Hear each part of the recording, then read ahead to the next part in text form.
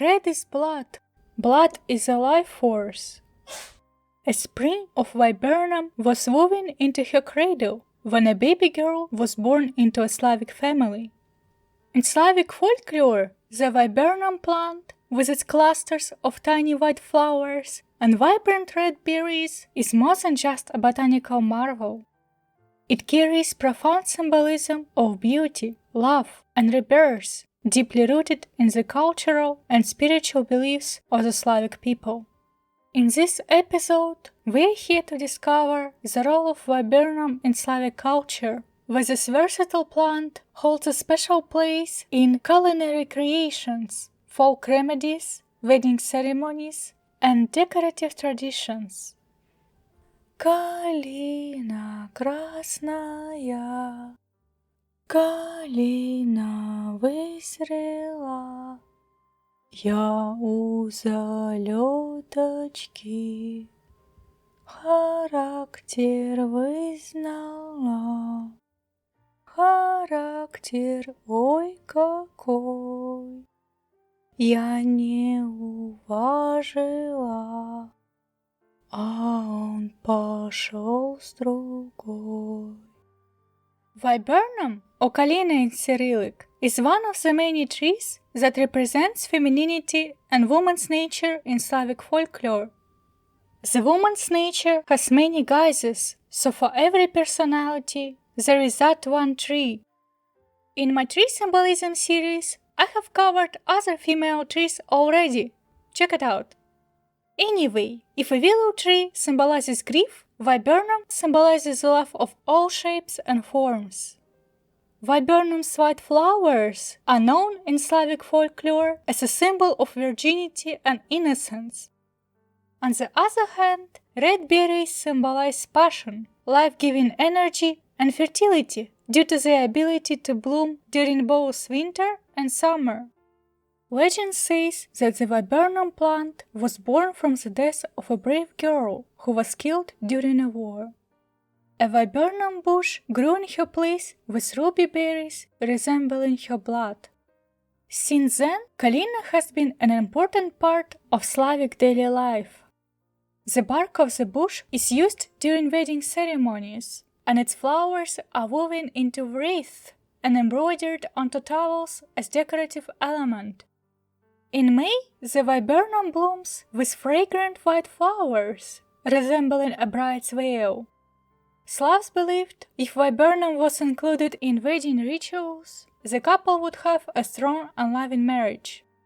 Hanging viburnum branches in the home was customary to ward off malevolent spirits and attract good luck, as the plant could protect people from the evil eye. Ukrainians, for example, love to decorate their houses with viburnum berries left around the house. Viburnum bushes were held in high regard in many Slavic cultures, and it was forbidden to herd cows or chop down bushes near them. In Slavic folklore, a broken viburnum plant was thought to symbolize a woman who had been betrayed. Kalina bridge, which I mentioned in my universe building episode, connects the human realm Yav and the underworld Nav. It is the bridge between two worlds. This concept of rebirth is deeply connected to multiple rituals. Funerals and weddings. No, there is almost nothing in common except the celebratory aspect. Or do they? During funerals, the deceased was sometimes carried across the ritual Kalina bridge to help his soul get to the afterlife, to the new world. During the wedding, no one left the world of living in the best circumstances. Dying was figurative. The bride, after the wedding ceremony, she is no longer there for her former family, for her parents, entering a new family, the family of her husband. As I mentioned earlier, viburnum berries were widely used by Slavic people as a part of the wedding ceremony, and this is the reason why. Viburnum red berries ripen in mid-August. Everyone could feel the fall approaching, so the morning frost in August was called Kalinnik. The Slavs believed that if there were no frosts on August 11th, it would be warm in early fall. The holiday Kalinik has also been celebrated since ancient pagan times on August 11th. Later, after the rebranding, the Christian martyr Kalinikas of Cilicia, whose name sounds so similar to the red berry, took over the holiday tradition. Now, Kalinik combines the saint and pagan folklore together. People cooked with seasonal gifts of nature, picked mushrooms and nuts, and prayed for the preservation of the harvest. Cutting viburnum on August 11th is believed to bring bad luck, so nobody from the Slavic world dared to cut this plant that day, or in general. In fact, the Slavs would perform rituals with viburnum berries as the main ingredient to attract love. Unmarried girls would traditionally go barefoot in the yard at dawn and pick 3 branches of viburnum to eat, asking for a successful marriage while ensuring no one was watching. On the other hand, married women would bake pies with the viburnum berries and feed them to their husbands and the household to attract happiness. Watch out for your dreams on August 11th, because they often come true. It is important to note that a dream on August 11th may predict the onset of illness or a decline in the dreamer's health. Viburnum's sour but delicious berries are popular in Slavic recipes, such as pies, jams, and meat sauce. I've heard that the sauce goes well with chicken, but I'm vegetarian, so it's up to you to prove that claim, dandelions. In addition, Slavs stewed berries to add them to porridge later. There are dozens of recipes and a dessert called kalinik, a special wedding cake. Viburnum berry tea with honey can help you deal with fever and colds. The berries are a great source of vitamin C. Take notes, dandelions. Those berries containing valerian acid can calm the nervous system, aiding those who are stressed or depressed. Traditional medicine uses berries, flowers, and bark of viburnum to treat bleeding, cramps, liver, and heart disease. Tincture from this wonderful plant is a natural remedy that can help manage symptoms such as increased irritability, insomnia, nervousness, hysteria, and headaches.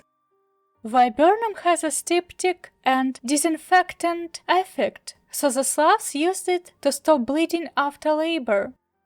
Famous Russian folk handicraft khakhlama incorporates viburnum berries and petrikivka, a traditional Ukrainian decorative painting style.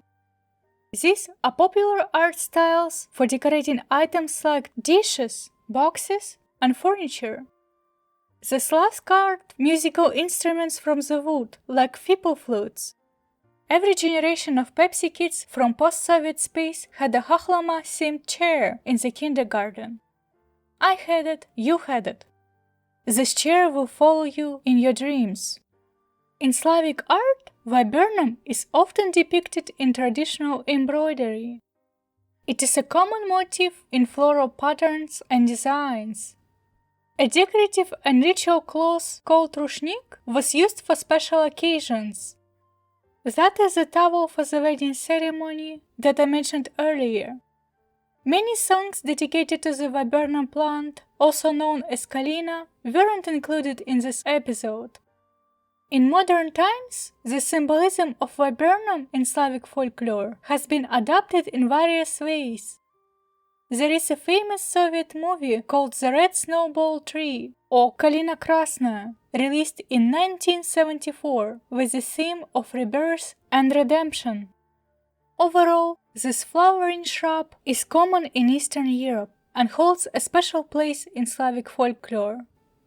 It symbolizes love and rebirth and is deeply rooted in Slavic traditions. Viburnum is still celebrated and continues to inspire people worldwide, especially after watching this episode. What would be your key takeaway for today, dandelions? Are you up to trying those Slavic cooking recipes? Let me know in the comments.